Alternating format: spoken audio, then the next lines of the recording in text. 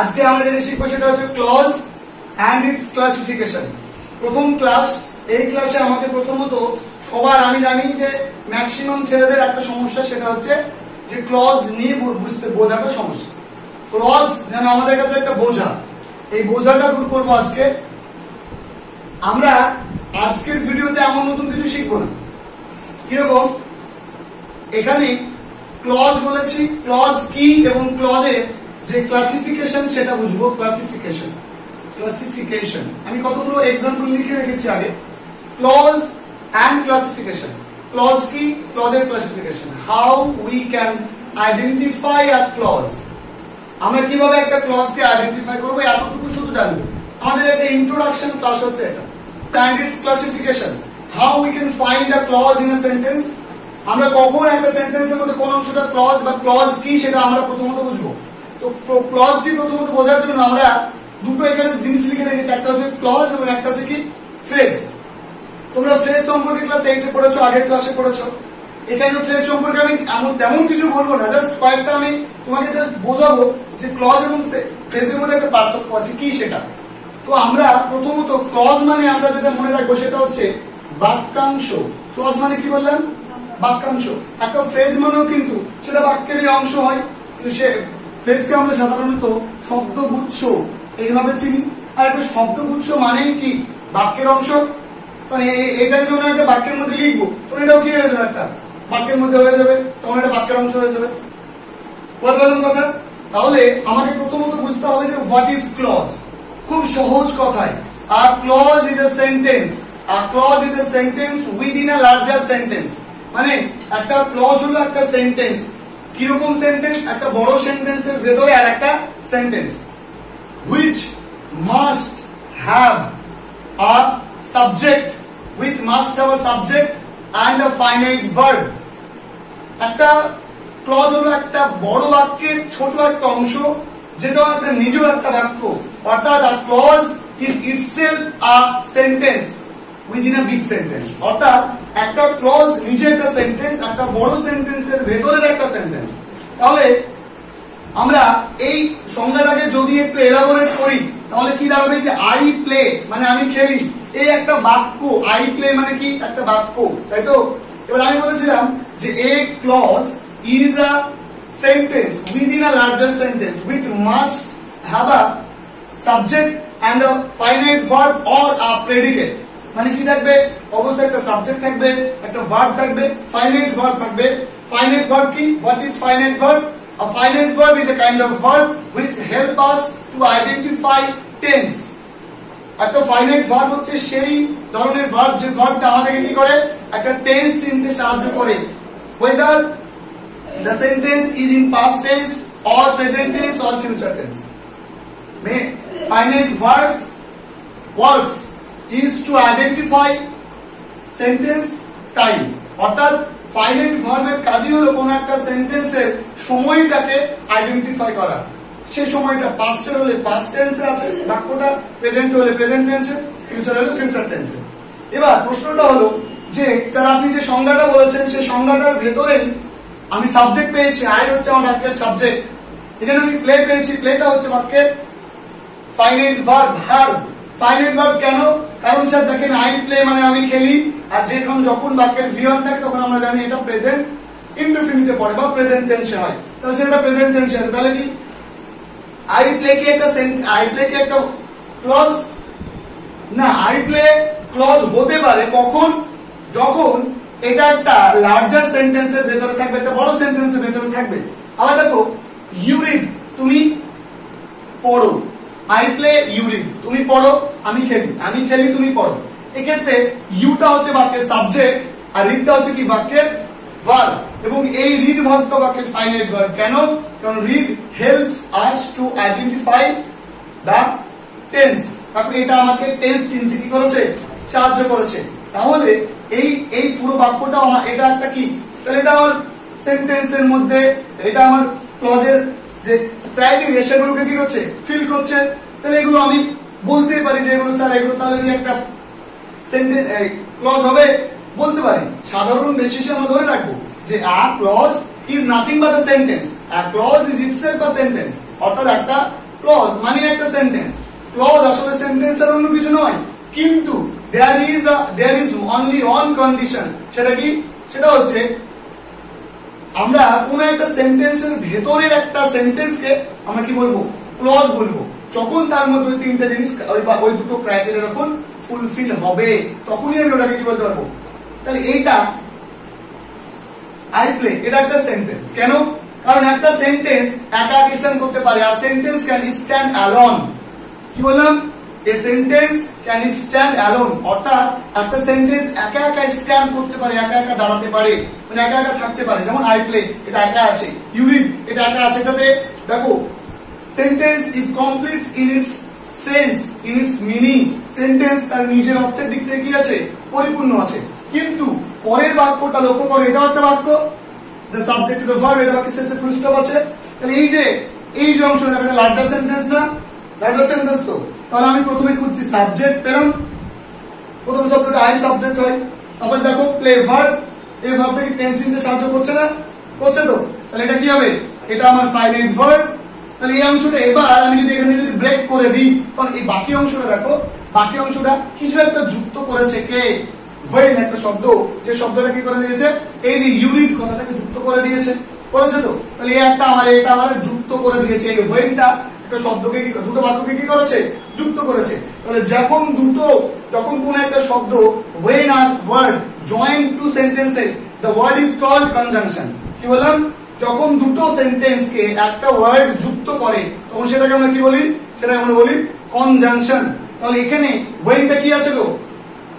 Conjunction, তাই তো।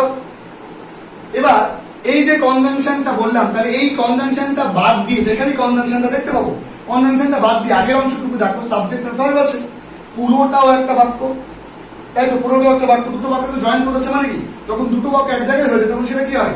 একটা বাক্যই হয়। তাই এই বাক্য, তখন আমি এই আই প্লে এইটুকুকে আমি যখন ভেঙে দিচ্ছি তখন এটা একটা সেই বড় সেন্টেন্সের একটা ছোট্ট অংশ, এর মধ্যে কি আছে? সাবজেক্ট আছে, এর মধ্যে কি আছে? ফাইনাইট ভার্ব আছে। দেন আই প্লে এই অংশটা কি? এই অংশটা হচ্ছে একটা ক্লজ। বললাম কথা, একটা বড় সেন্টেন্সের ভেতরে থাকবে এবং এর মধ্যে একটা কন্ডিশন আছে, অবশ্যই দুটো সেন্টেন্স কোনো না কোনো কনজাংশন দিয়ে বা কানেক্টার্স দিয়ে যুক্ত থাকবে। কনজাংশন দিয়ে যুক্ত থাকবে, এটা মনে রাখবে। কানেক্টার্স বিষয়টা আলাদা, আমি তোমাদের কনজাংশন যখন বলবো, পড়াবো, তখন ওটা নিয়ে আলোচনা করবো। আমরা জাস্ট এখানে আমরা একটা বেসিক ইন্ট্রোডাকশন দিচ্ছি। তাহলে বুঝতে পারলাম কথাটা? ধরো আমি তোমাকে বললাম, এখানে আরেকটা এক্সাম্পল নিয়েছি, দেখো আই নো দ্য বয়। দেখো আমি verb subject, I know the boy, আমি বালকটাকে চিনি, হু কেম লেট, যে দেরি করে এসেছিল। তাহলে যে দেরি করে এসেছিল ওই ব্যক্তিটাকে আমি কি করি? চিনি। প্রশ্নটা হলো যে কে? আমি সাবজেক্ট, ভার্ব, তাই তো, জানা। তাহলে এটা কি? ভার্ব। এবার দেখো বাক্যের অবজেক্ট আছে, ভালো করে বোঝো, যে দা বয়, কাকে চিনি? দা বয়, তাই তো।